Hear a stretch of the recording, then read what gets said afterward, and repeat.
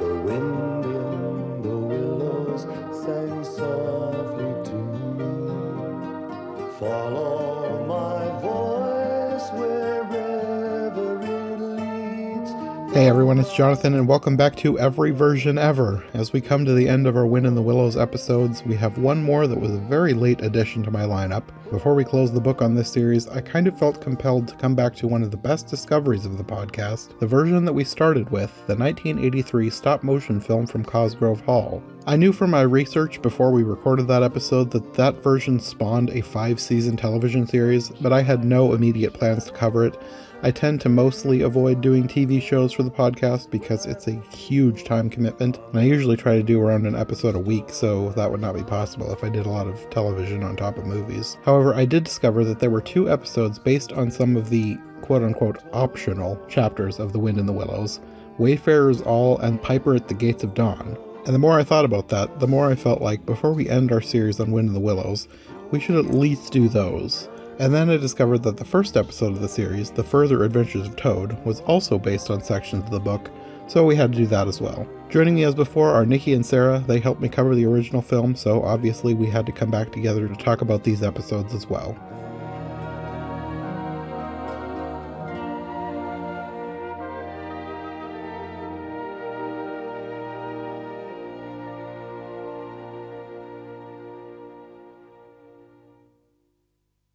So part of the reason that I wanted to do this episode is because, I don't always get a ton of comments, but, with this one, I got comments right away, and people were talking about the show.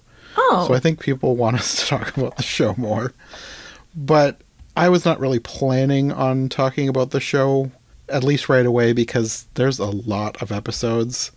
But I saw that there were some episodes from the book, based on chapters that were cut from the movie, not even made for the movie. They weren't put into the screenplay or anything. So I figured, well, if I'm going to talk about the show, I at least have to do those.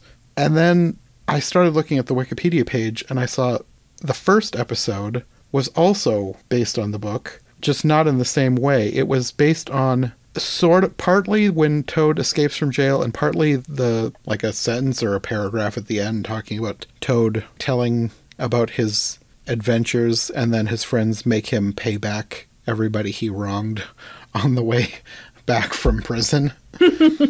So they expanded that because in the movie, and I went back and watched the movie and listened to our podcast again to see exactly what we had talked about.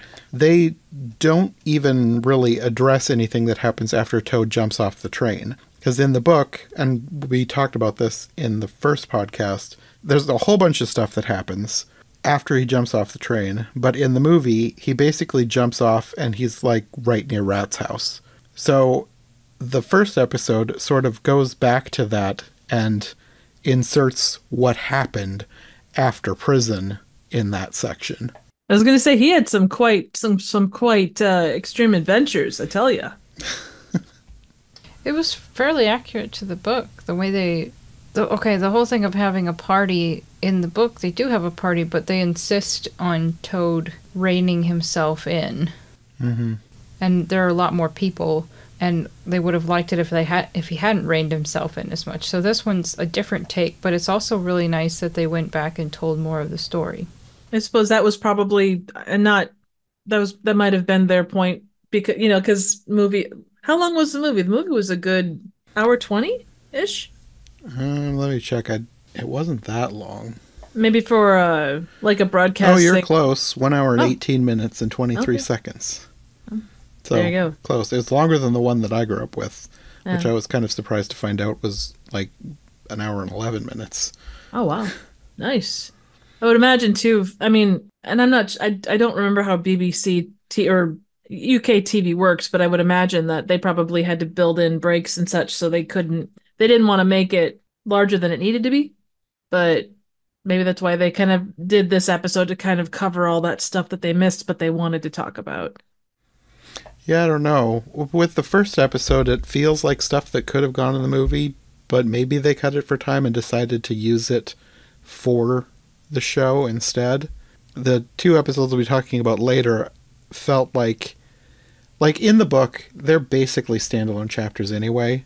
Mm-hmm. So it made sense to make them as standalone stories. But with this one, I kind of just wondered if maybe it was scenes that had been cut for time. It makes sense. Because a lot of the first part of the episode felt like a clip show, because it kind of was. Him talking about what happened when he stole the car, and then the courtroom scene, and then going to jail. But it was really short, and he was kind of recontextualizing it to make himself seem better. Yeah. Like pretending that his escape was all his idea when it was actually the jailer's daughter who came up with the entire scheme. And it was done in quite a clever way, kind of having him sound more boastful and, making his part more epic than what it was, too. Yeah, it was very Toad.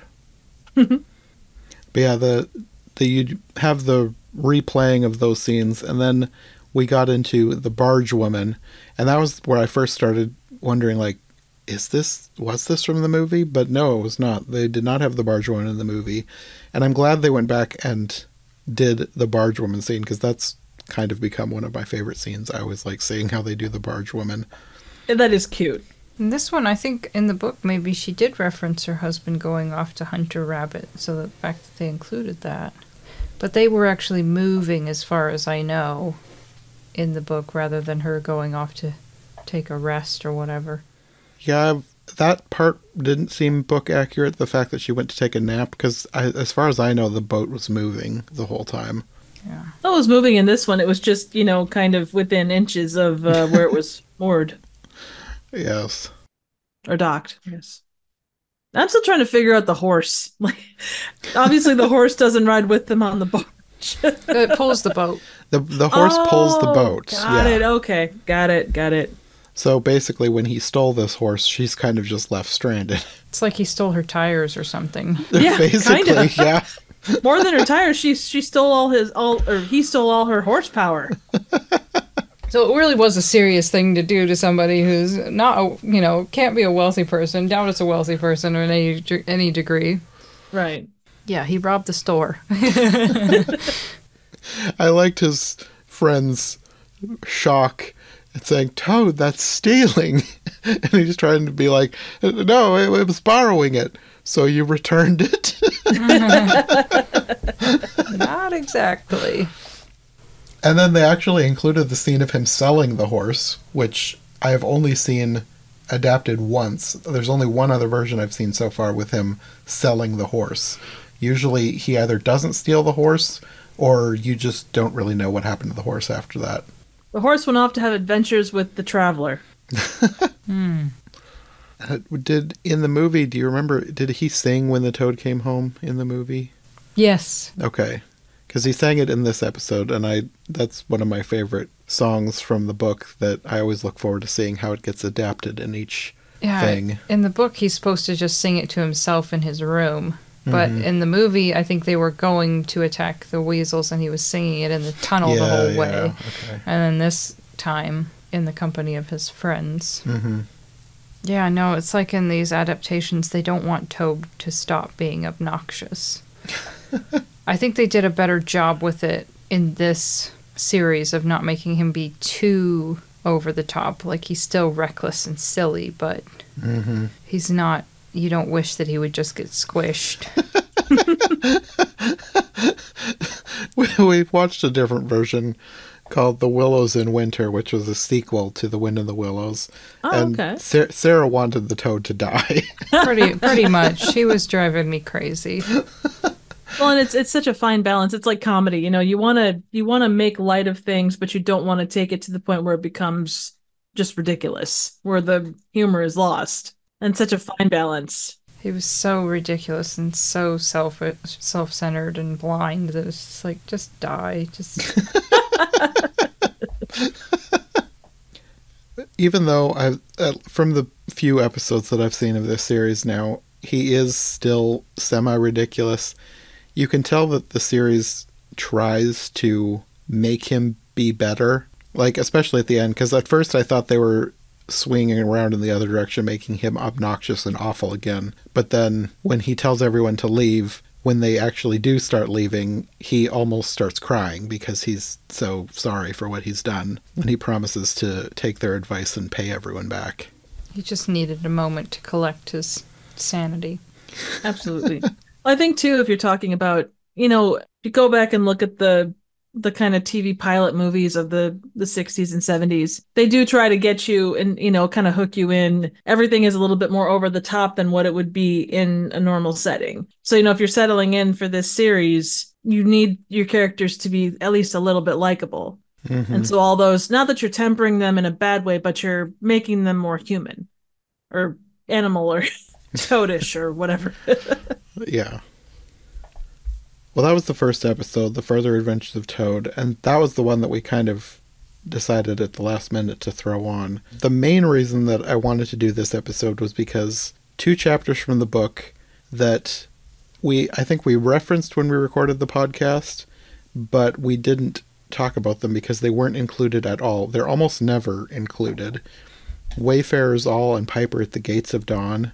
And I was curious because I re-listened to our original episode and we had a whole discussion at the beginning about how deep the story was, because Nicki, you had said that you had only seen the Disney version before this, so you didn't really think it was that deep of a story, and Sarah had to correct you and she said the wind in the willows is life.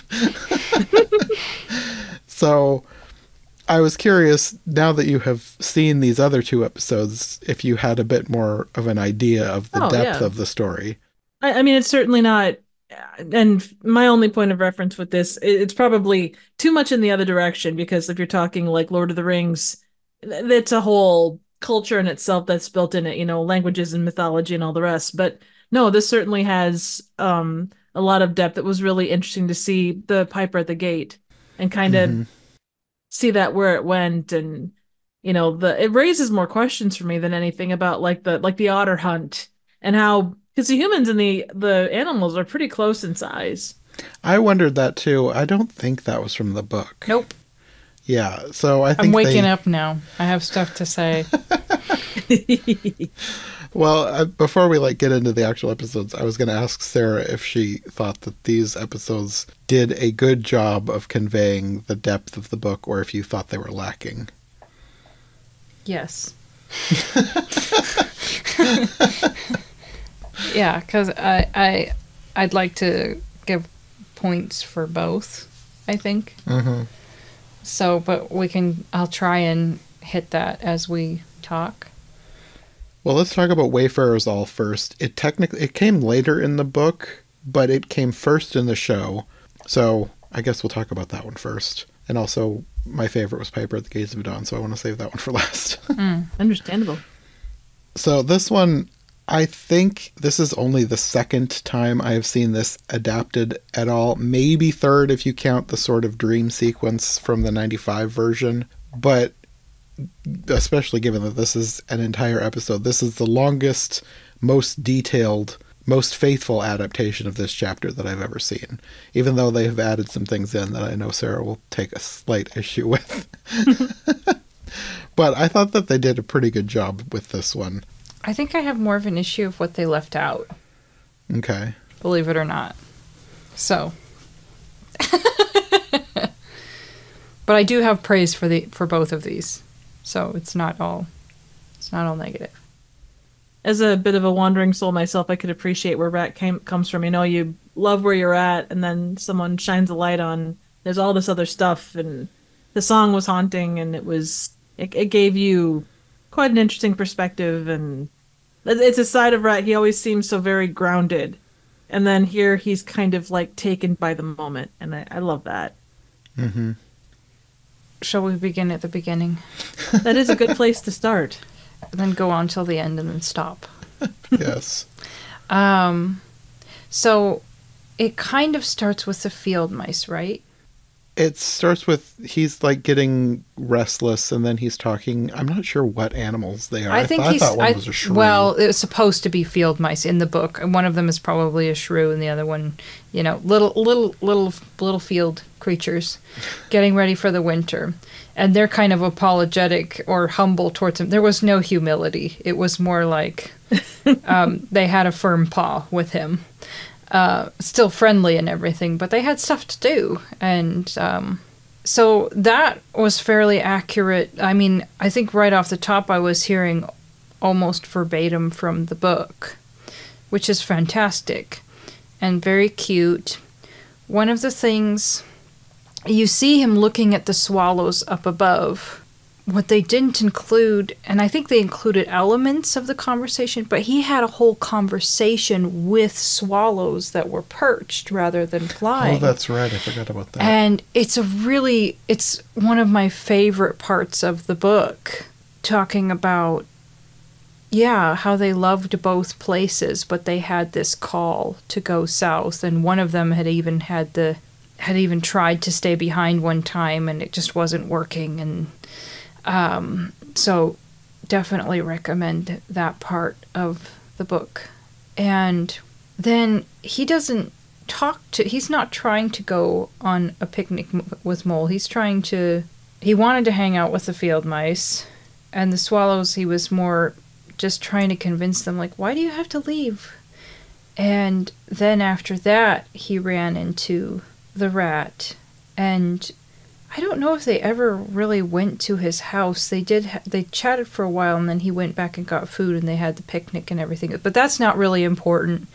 They still captured the essence of it. The rat is different than the illustration in the book, but it doesn't really matter. He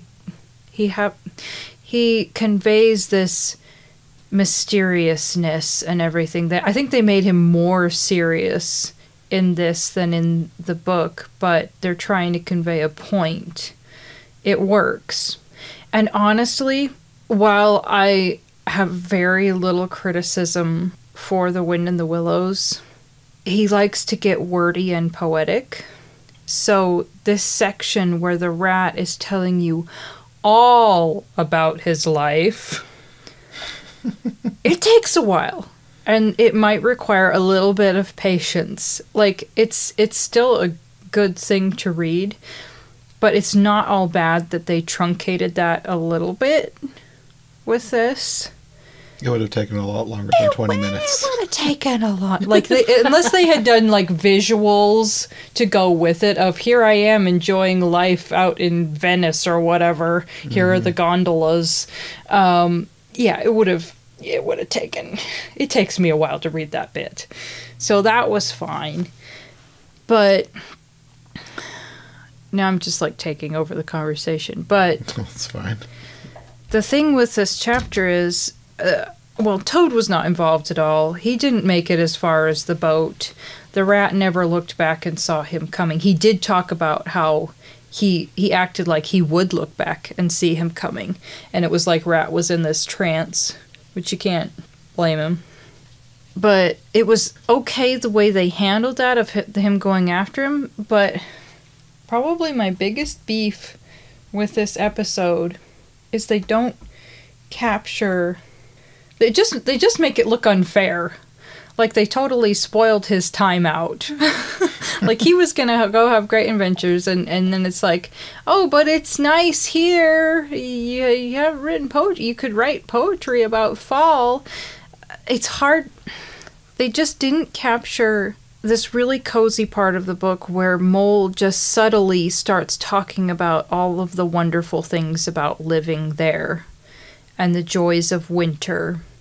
And he mentions the poetry, and Rat's not interested, but he just subtly leaves stuff next to him, and later on comes back and finds him busily writing poetry.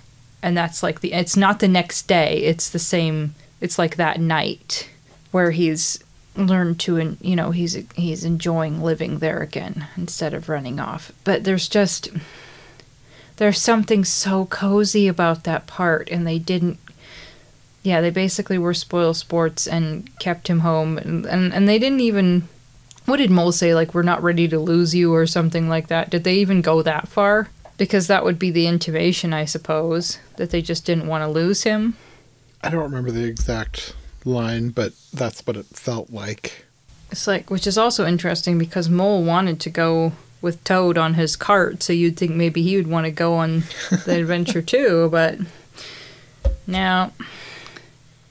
I will say from that perspective, and again, it's my perspective, it's obviously not the perspective of either the episode of the book, but sometimes when you get into that place where you're wanderlusting over things that are beyond your scope, those things that bring you back they do help you, like, the writing poems about it, kind of, the reminders of what brings you back to where you are, kind of help of what's there, and the grass isn't greener on the other side, kind of a deal. Like, there's this world out there, but there's also, like, taking the time and going when the time is right.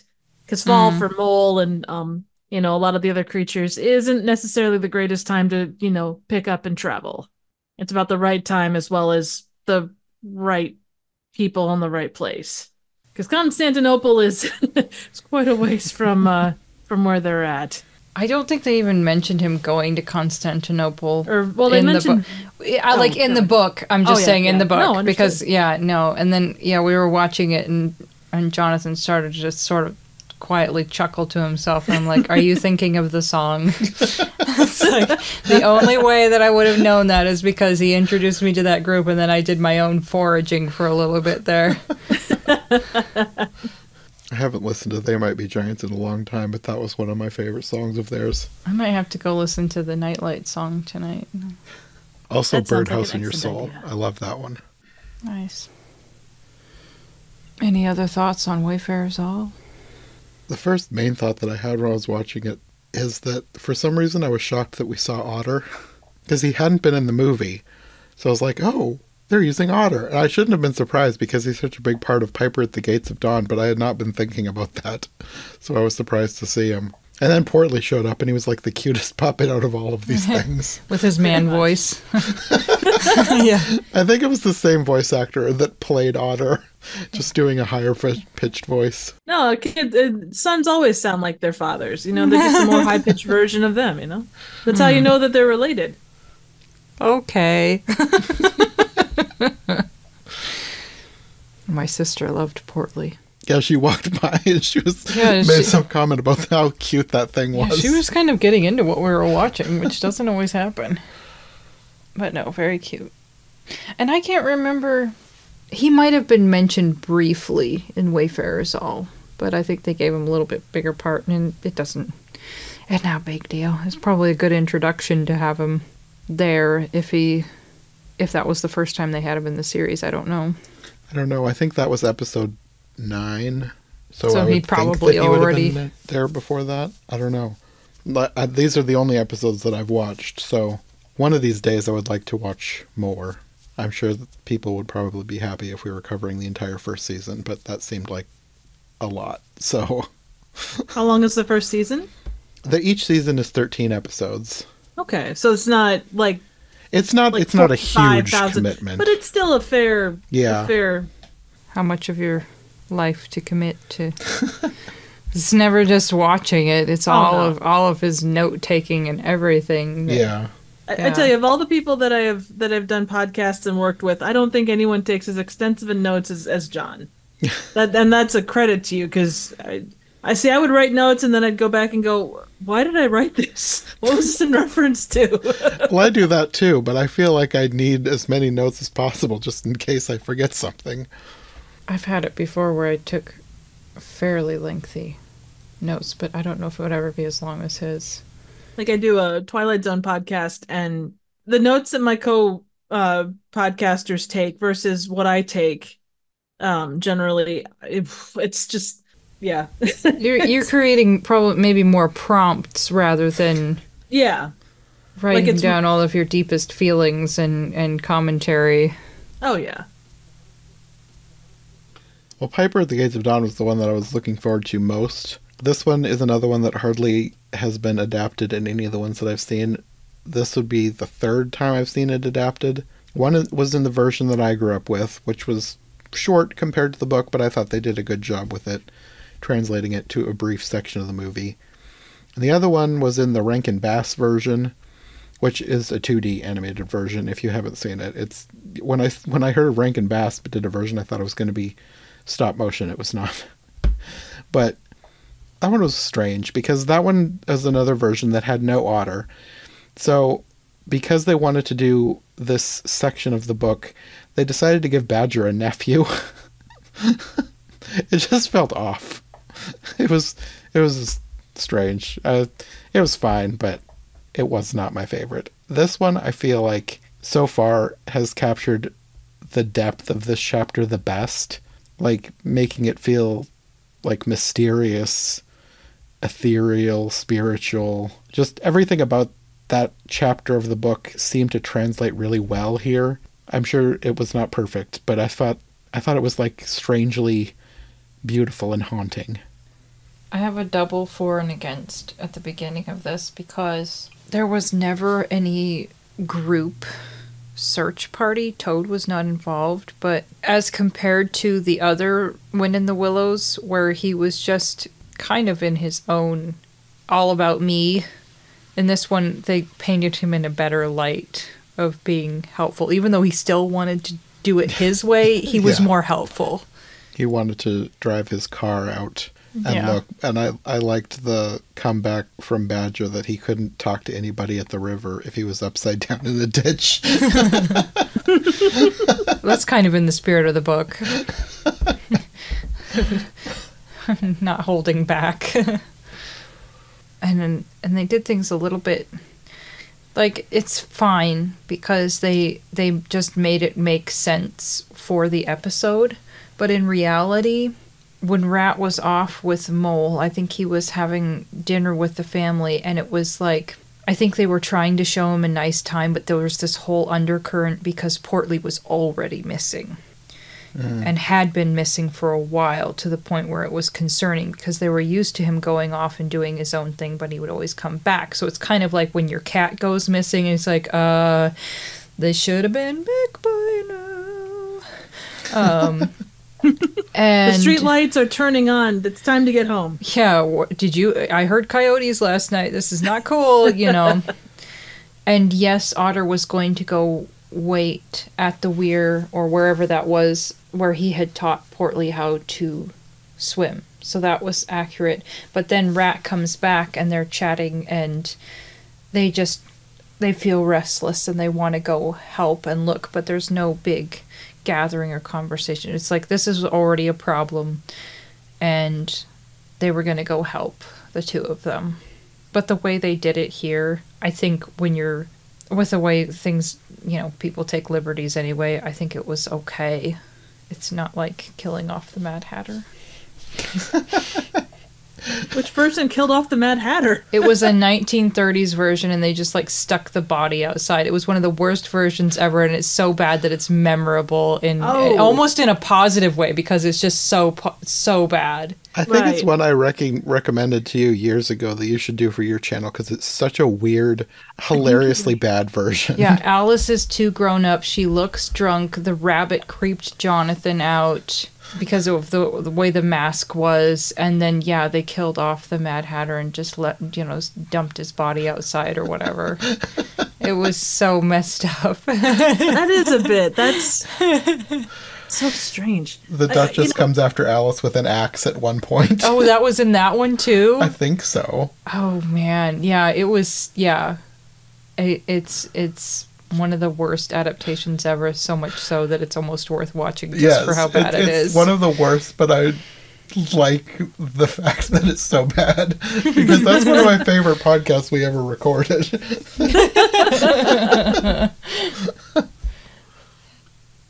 So people go off in different directions to look, but like the book, Rat and Mole stay together and are in a boat.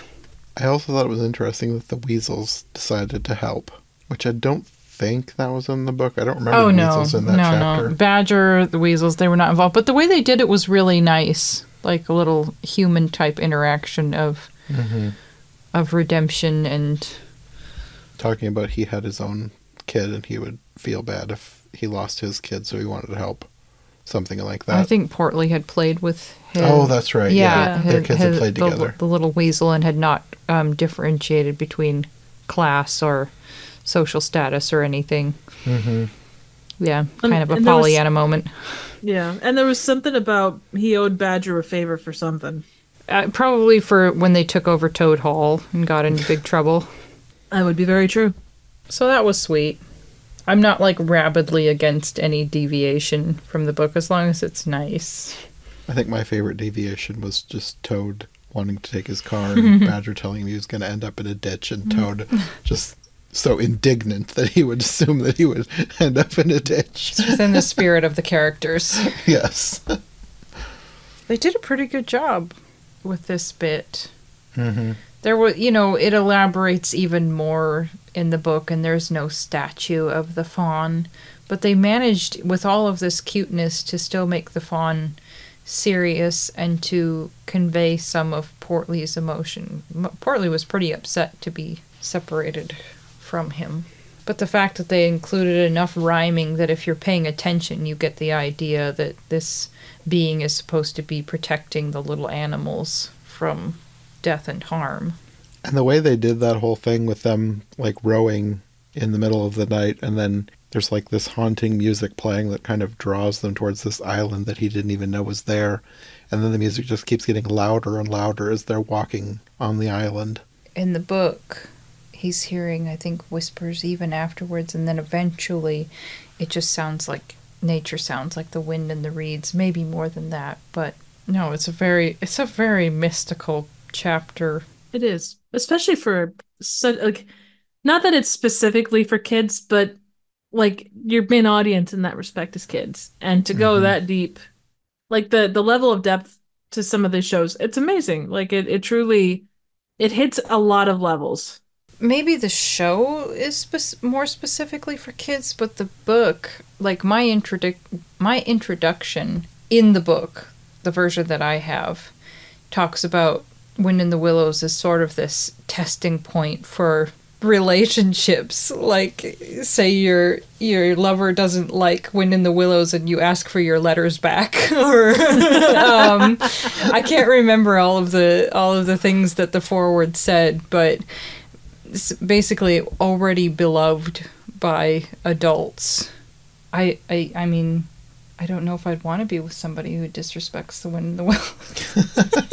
Like, you don't get it. If you there are some things you don't get in life if you disrespect the Wind in the Willows. Wind in the Willows, Winnie the Pooh, Beatrix Potter. Yeah, if you have a lot of shade to throw for these precious stories, then I don't know, might not be close in any capacity. Yeah, that's a first date question, right? How do you feel about British stories involving anthropomorphic animals? I need to know if we're gonna get serious here. Exactly. Between the main course and dessert, you say, so we've connected over a couple of things, not connected over others, but this is a make or break question for you. You better sit back because this is serious. And if you pass the test, after that we can talk about finances and children.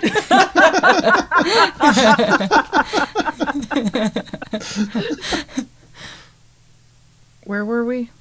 They were basically, we basically kind of no, we didn't finish it off because yes, they do find Portly on the island. It's like he's been, and they have it in this, like he's been endangered by an otter hunt, as we kind of referenced, which makes sense to make this story work, that you would have a reason instead of, just Portly's missing, which is totally how it happened in the book, but they never gave a reason for him being missing in the book, but this way they have a logical tie-in. I mean, a little kid going missing doesn't seem like something that needs to have a reason, because little kids kind of just... Especially if it's a little animal. Yeah. They can wander off. In his cute little outfit. Was that a little sailor suit? Little sailor getup? Yeah, I think so. Very cute. And like I say, he's a little bit emotional, a little bit distressed when they find him. I think he was more distressed in the book. But yeah, happy ending all the way around. Go and have him be reunited with his daddy.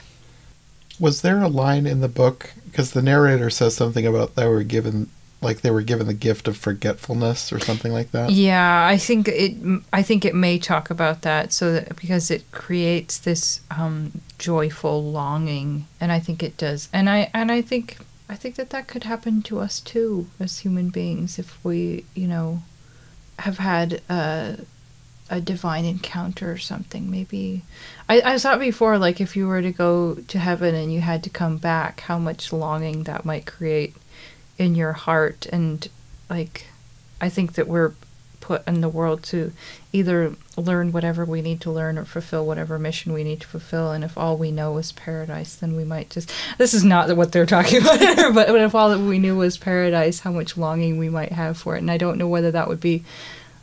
keep us off track. I don't know. I could keep going, but that's really not what we're talking about. I mean, there is some truth to that, though. I mean, like, even if you look at, like, Lord of the Rings, the song that kind of sticks with them after they go back to the Shire, you know, the way that they were changed, you know, was in large part by the elves. And that was, the songs of the elves were a great part of that. Now you're making me think of limbus bread and, like, flaky pastry or something. And I don't know, maybe I need a snack. It's just... Possibly. Never thought of limbus bread as flaky pastry. It's not. It's baklava. It's elven baklava without all the refined sugar. Just change it out for honey. It'll be fine. Oh, yum. Oh, man. Well, here's a question for you. So, obviously, I disagree 100%. Okay, go ahead. With all of these episodes, you kind of get the narrator at the open and the close.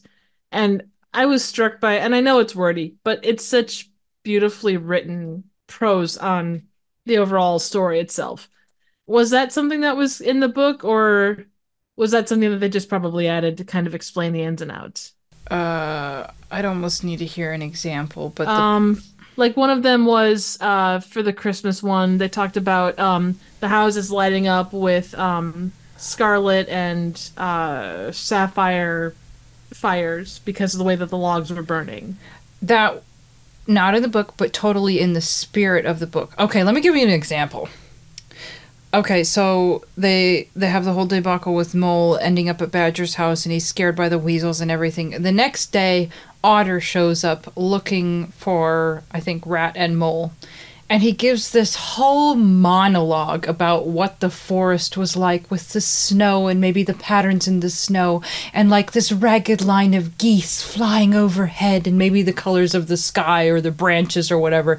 And it's this whole rambly bit that you would not have in a normal conversation unless your friend is bloody poetic and just doing their own thing. Yeah, so, and then in the Dulce Domum chapter, where they're passing through this village, there is this whole explanation about how you can see this bird in its cage and just how charming this and peaceful this was. You could see all those little feathers outlined through the shade, and, you know, it was maybe yawned and tucked its head back. Like, he liked giving these he was somebody who's obviously very observant of life and nature and not afraid to give lengthy kind of poetic explanations. So, like I say, not in the book, but in the spirit of the book. Anyway. Nice. No, 100%. I appreciate that. Because, and I apologize. I'm going to tangent real quick one more time. Rod Serling, the guy that did the Twilight Zone, so he always would open and close most every episode. And he had that same ability with words, like the way he would describe things. You know, some people use a thesaurus and it's just like, okay, clearly you couldn't find the word you wanted, so you just pulled out a thesaurus. He pulls out a thesaurus and it's just like magic. Nice. The way the man was with words was just phenomenal. Oh, there's this little bit in the book talking about how he could have just said Mole was more of a country person than a town person, but he gives this whole lovely explanation of how he's, I don't know, he must keep to the quieter paths, the hedgerow and the whatever. And it was just, I think I may have even gotten just a tiny chill just even attempting to explain it. It was just so good. It's really cool. It's got a distinctly British air to it. Yeah, maybe it's the genetics coming through. I don't know, because the poetry, it's just it's so cozy. Dang it. Yeah. Wind in the Willows is life. Well, I think that is all we have to say on these 3 episodes. We will probably be back to talk about more. I know we're going to be talking about more later this year. We're going to be doing a couple Christmas episodes, but it would be fun to talk about more of the series beyond that. One of these days, someday in the future, if I come back to Wind in the Willows, maybe we can do like the first season. But until at least Christmas, do you guys want to let people know where they can find you if they would like more from you?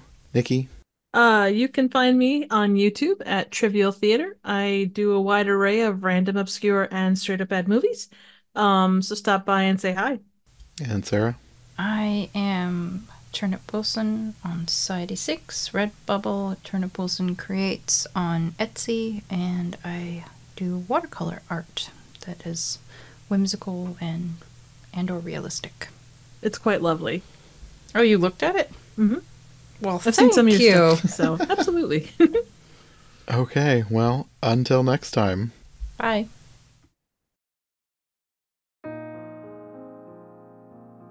Thanks for listening to Every Version Ever. If you enjoyed this episode, make sure to subscribe and follow my co-hosts as well. My Linktree and all of our links will be in the description below. If you want more of my content, all my podcasts are available on YouTube as well as most podcast platforms. If you enjoyed this show, check out one of the other podcasts or check out my Patreon for bonus and extended episodes you won't find anywhere else. We'll be back soon with another brand new episode, so thanks for listening and we'll see you next time.